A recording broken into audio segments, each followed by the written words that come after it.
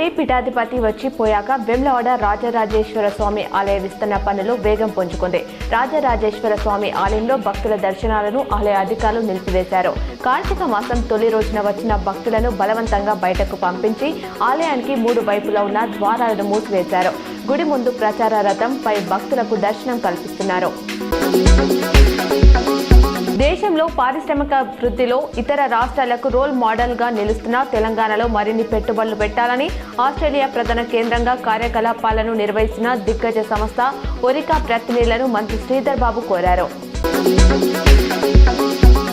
ఆదివాసీ హక్కుల కోసం, భూమి కోసం, గౌరవం కోసం పోరాడిన అమరవీరుడు కొమరం భీం జయంతి సందర్భంగా ఆయనకు ఇవే మా ఘననివాళులు, జల్ జంగల్ జమీన్ అనే నినాదంతో ఆదివాసీ సమాజ హక్కుల పరిరక్షణ కోసం జీవితాన్ని అర్పించిన ఆయన వీరత్వం నేటి తరాలకు స్ఫూర్తిదాయకమని మంత్రి పొన్నం ప్రభాకర్ అన్నారు.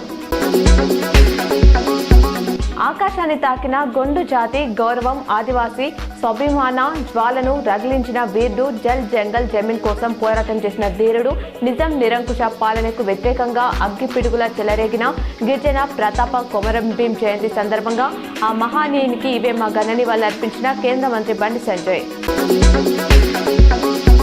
కేంద్ర మంత్రి అమిత్ షా జన్మదినం సందర్భంగా కేంద్ర మంత్రి బండి సంజయ్ అమిత్ షాకు శుభాకాంక్షలు తెలిపారు.